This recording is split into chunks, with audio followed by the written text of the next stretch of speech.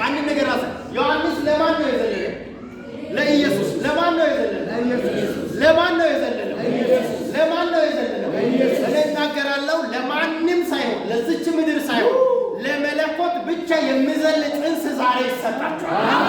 አንድ ሰው ከነጋር ጽንሰ በሉ እስኪ ተናገሩ። ጽንሰ በሉ እስኪ ለኢየሱስ በሉ እስኪ ይዘላል በሉ አሜን። እና ሁለት ተአምራት እርስ በርስ ተገናኙ።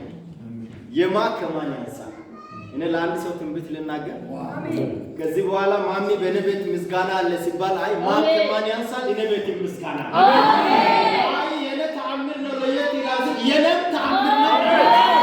በጌታ በኢየሱስ በእያንዳንዱ ሰው ሕይወት ላይ ተአምራዊ የሆነ ምስጋና ዛሬ